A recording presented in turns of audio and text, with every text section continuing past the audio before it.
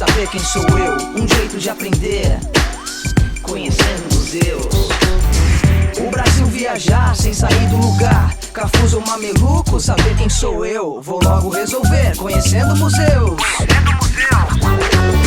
Capivara, Pequi, Opala, Sambaqui, entender de Minas, saber quem sou eu. Como posso descobrir? Conhecendo museus, conhecendo museus. Neste mundo vou entrar, o universo conhecer, conhecer a mim, saber quem sou eu, já sei como fazer. Conhecendo museus, conhecendo museus, conhecendo museus.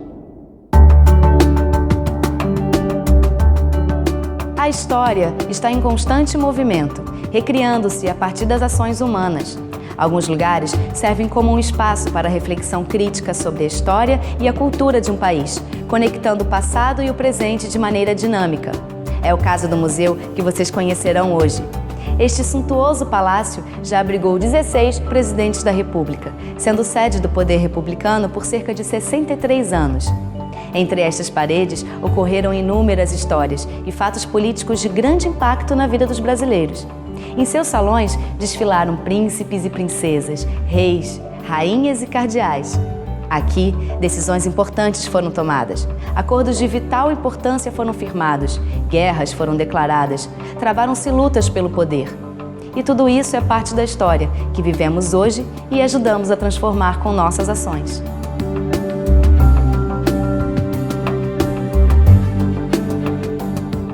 Vamos refletir sobre tudo isso juntos, conhecendo o Museu da República.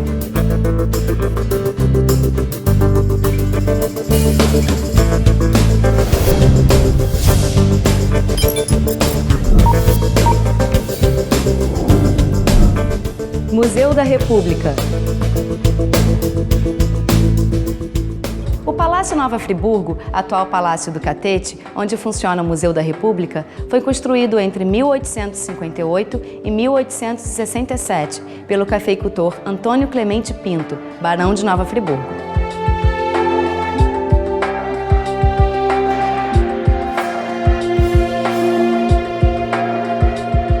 A ostentação e o luxo de sua construção demonstram a convicção, vivida na época pela chamada aristocracia cafeeira, de que a riqueza trazida pelo café duraria para sempre. Foi concebido em estilo arquitetônico pós-renascentista italiano, pelo arquiteto alemão Gustav van Helmont. Os pintores Emil Baldi, Gastão Tassini e Mário Bragaldi também trabalharam no palácio, na sua decoração. Seu belo parque com espelhos d'água se estende da Rua do Catete até a atual Rua Praia do Flamengo.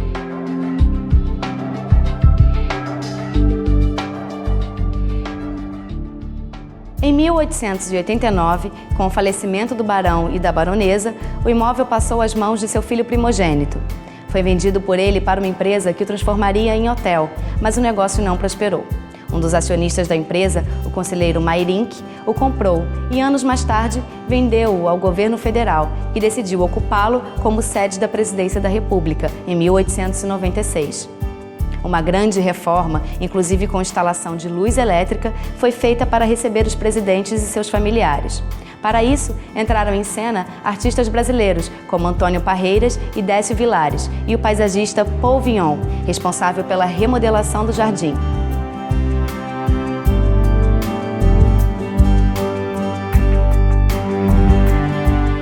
As esculturas do alto do edifício, que já foram substituídas 2 vezes e hoje são do artista Rodolfo Bernadelli, lhe valeram o apelido de Palácio das Águias, mas esse nome é raramente utilizado. O palácio foi sede do governo federal de 1897 a 1960, quando a capital foi transferida para Brasília. O presidente na época, Juscelino Kubitschek, decretou a transformação do edifício em Museu da República.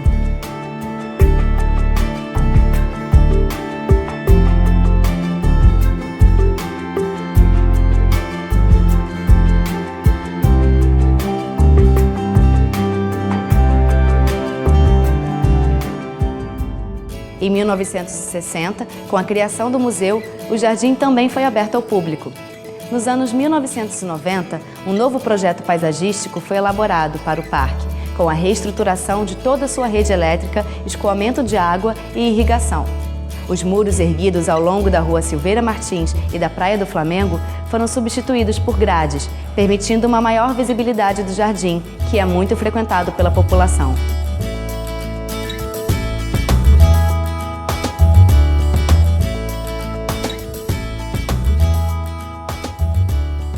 O Museu da República possui um parque maravilhoso e tem um público usuário do jardim que vem aqui diariamente para fazer exercícios ou apenas sentar, tomar sol, conversar com os amigos. O parque, ele tem uma gama de público, vamos dizer assim, né? Ele vai desde a criança que vem aqui depois da escola, que vem aqui brincar nos brinquedos lá da frente, até o idoso que vem simplesmente contemplar as árvores, os bichinhos que a gente tem aqui, os pássaros, os gansos, os patos. Então, ele é muito diversificado. Mas há uma relação interessante do público do jardim com o museu, mas precisa ser mais estreita. E é isso, é uma busca que a equipe do museu está tentando realizar.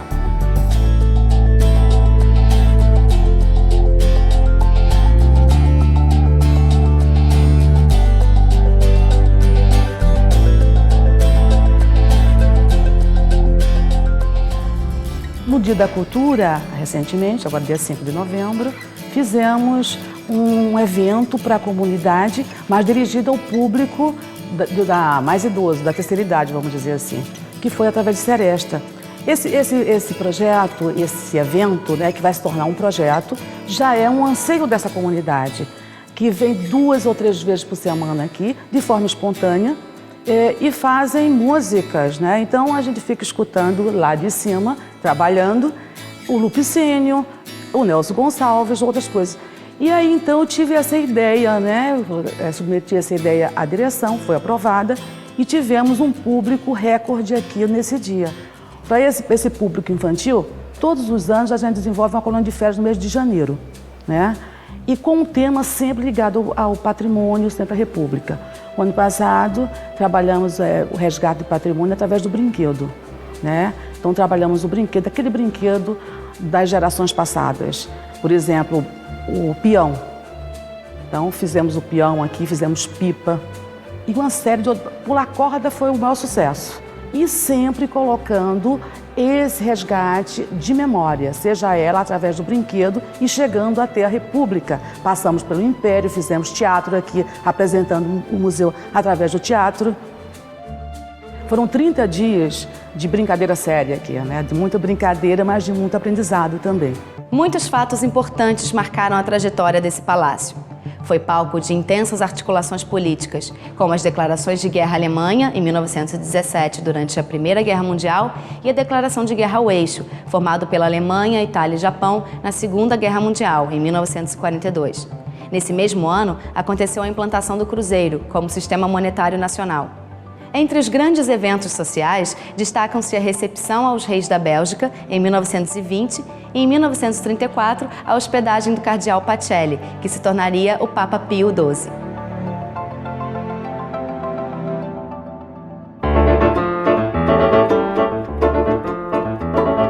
Outro acontecimento social que ficou na história foi o polêmico sarau organizado em 1914 pela caricaturista Nair de Tefé, esposa do então presidente Hermes da Fonseca. Durante o evento, foi executado pela própria Nair de Tefé o famoso maxixe Corta-Jaca, de Chiquinha Gonzaga, compositor e maestrina carioca, considerado impróprio para ser apresentado em um local tão nobre.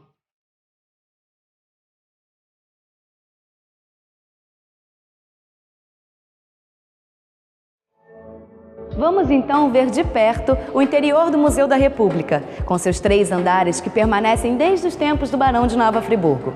O térreo foi o pavimento mais modificado quando se tornou Palácio do Catete, adequando-se às novas funções de sede do governo. Aqui, nesse solene hall de entrada, imponentes colunas de mármore levam à escadaria. Essas estátuas de bronze do século XIX representam a escrita e a leitura. Na reforma para a chegada da presidência, o hall recebeu ornamentos especiais, como os estuques no teto, com armas da República. Quando o palácio era usado como residência do barão, esse pavimento era provavelmente destinado às salas de visita e de estar, conforme o costume da época. As 3 salas à direita são dedicadas a exposições temporárias sobre temas relacionados a acontecimentos republicanos. Nas salas à esquerda, temos as seguintes exposições de longa duração: Memória da Casa, que conta a história do palácio do tempo do barão até se transformar em museu; Sala do Encontro, na qual o visitante recebe informações sobre o museu e suas exposições; e Sala dos Símbolos, na qual os símbolos da República proclamada em 1889 são apresentados.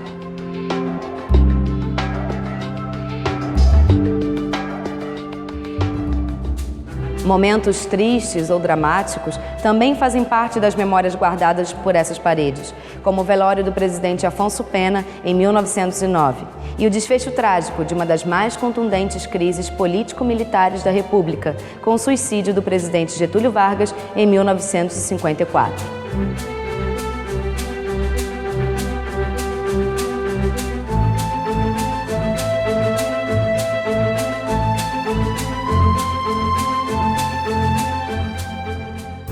Como vocês estão vendo, não foram poucos os fatos importantes e interessantes da história recente do Brasil acontecidos nesse palácio. Daqui a pouco, depois do intervalo, vamos conhecer de perto os vários ambientes: o salão ministerial, o salão de banquetes, o salão nobre, onde ocorriam os bailes e recepções, e também o quarto onde o presidente Getúlio Vargas suicidou-se. Eu volto já já para mostrar tudo isso para vocês.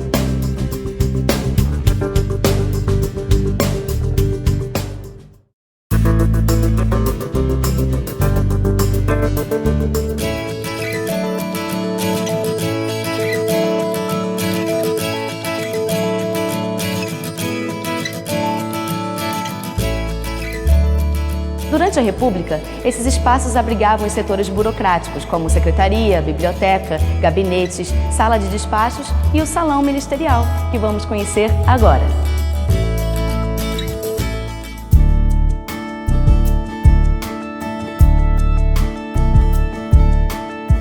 A ambientação do salão ministerial nos remete aos tempos em que ele era utilizado para reuniões, nas quais eram tomadas importantes decisões sobre o destino do país. Chamam a atenção os lustres, quadros, móveis, a pintura do teto com cena do deus Baco e sua esposa Ariadne. Essa escultura em bronze e mármore é de Paul-Louis-Émile Loiseau-Rousseau e representa Marianne, símbolo da República.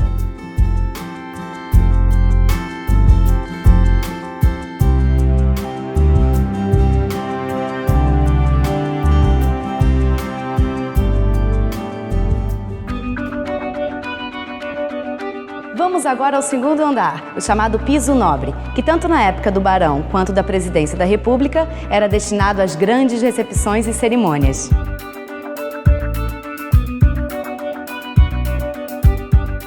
Nesse andar temos vários salões, numa demonstração de poder social que a rica aristocracia cafeeira fazia questão de ostentar. Aqueles vitrais, executados na Alemanha, representando musas e outras figuras mitológicas no período imperial, separam a escada íntima da escada de serviços, através de uma galeria, além de servir de antecâmara da capela.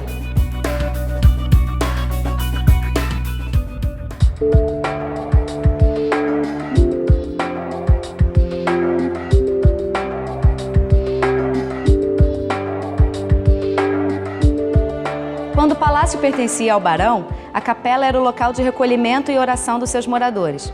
Já na época da presidência da República, o espaço era usado como sala de visitas particular do presidente e sua família. Só foi usado como capela no casamento da filha do presidente Rodrigues Alves e no velório do presidente Afonso Pena.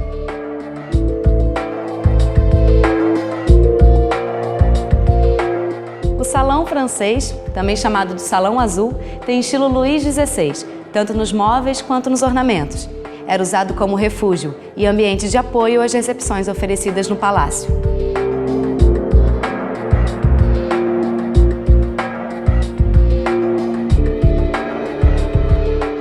O Salão Veneziano, ou Salão Amarelo, era usado como sala de visitas. Durante a República, foi usado como sala de música e para a realização de saraus, como aquele em que a primeira-dama Nair de Tefé executou a música de Chiquinha Gonzaga.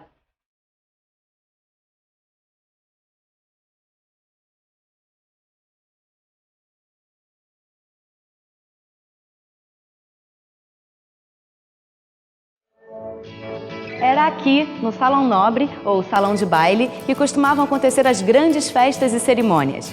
As pinturas das paredes e do teto representam cenas mitológicas associadas à música e às artes. As armas da República sobre a porta foram acrescentadas no período em que foi sede do governo.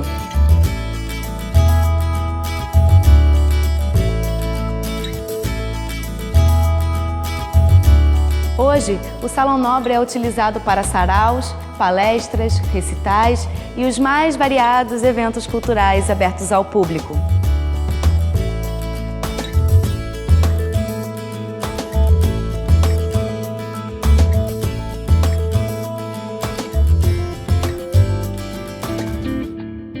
O Salão Pompeano é inspirado nas decorações da cidade italiana de Pompeia.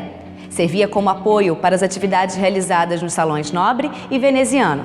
No período de sede da presidência, foram pintadas no teto as armas nacionais e datas históricas importantes: descobrimento do Brasil, independência, abolição e república.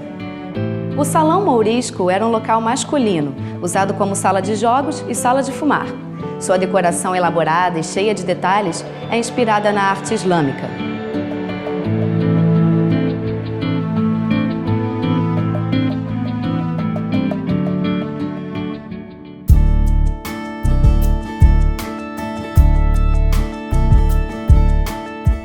Aqui, como você certamente já adivinhou, era o salão de banquetes. Imagens de animais de caça, frutas e uma réplica da obra Diana, a Caçadora, do artista italiano Domenichino, enfeitam paredes e o teto. Getúlio Vargas também costumava usar esse espaço para reuniões ministeriais.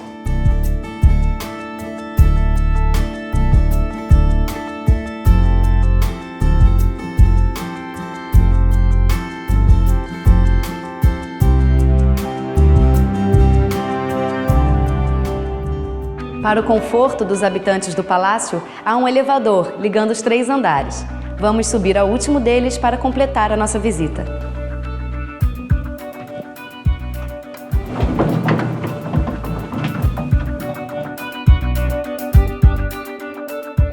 Aqui no 3º andar, essa galeria circunda todo o centro do prédio e permite ver mais de perto o belíssimo vitral que enfeita a claraboia.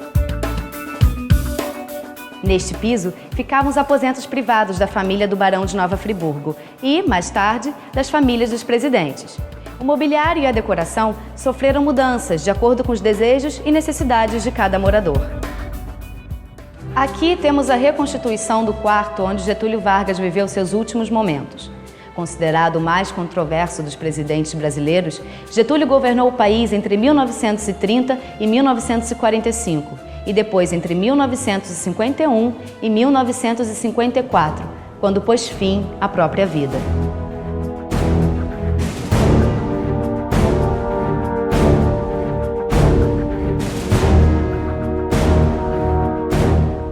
Até hoje, o suicídio de Vargas gera polêmicas. O que se sabe é que no final do seu governo foi marcado por uma situação econômica desfavorável, que gerava muito descontentamento e fortes pressões políticas por parte da imprensa e dos militares. Aqui estão os postos móveis, o pijama que ele usava quando se suicidou, o revólver e o projétil que o matou.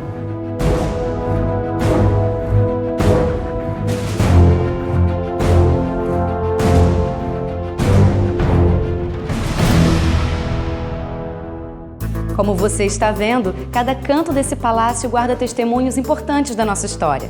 Mas, como eu disse no começo do programa, esse museu, palco de tantos acontecimentos importantes, não considera a história como um produto estático e acabado, e sim um objeto de reflexão e transformação constantes. Como uma instituição ligada à educação, ele oferece a seus frequentadores espaços como biblioteca e arquivo histórico, com vasto material de consulta que inclui documentos manuscritos e impressos, publicações, obras raras, centenas de títulos em vídeo e CD-ROM, fotografias, periódicos e outros materiais. Desenvolve ações voltadas à educação, como oficinas especiais para professores, turismólogos, mediadores, museólogos e estudantes de graduação das várias áreas.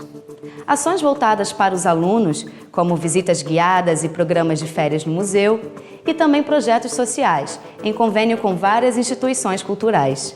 Para professor especificamente, temos 2 projetos contínuos, que seriam o Encontro de Professores, que ocorre sempre a primeira quarta-feira de cada mês.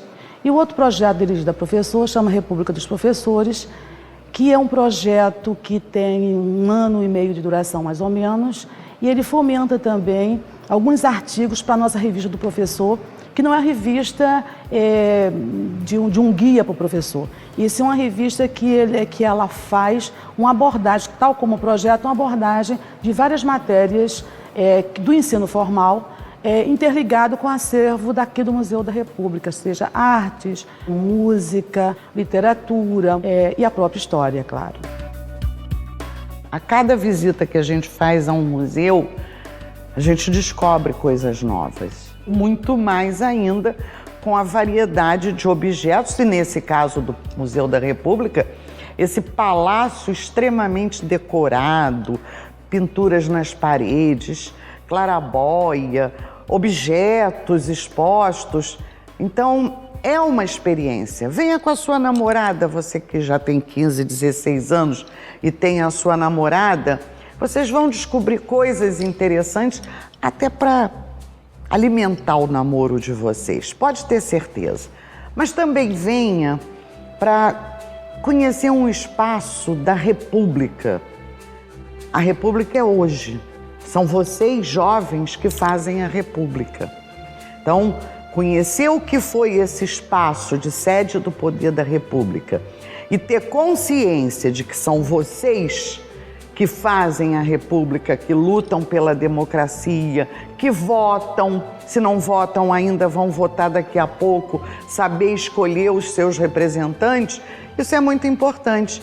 E eu tenho a impressão que aqui nesse museu, essa consciência de cidadania, de republicanidade, de democracia, vocês vão obter aqui na sua visita. Faça a experiência, jovem. Venha visitar o Museu da República e outros museus, porque visitar um museu é um barato.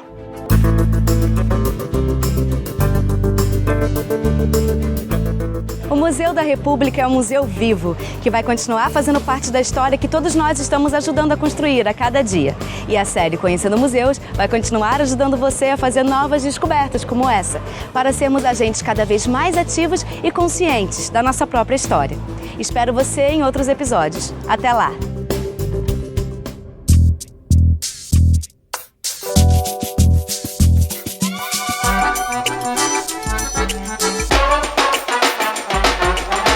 Dinossauro, avião, pororoca, timão. Histórias vou saber quem sou eu. Um jeito de aprender, conhecendo museus. O Brasil viajar sem sair do lugar. Cafuso ou mameluco, saber quem sou eu. Vou logo resolver, conhecendo museus. Capivara, piqui, opala, sambaqui, entender de mim.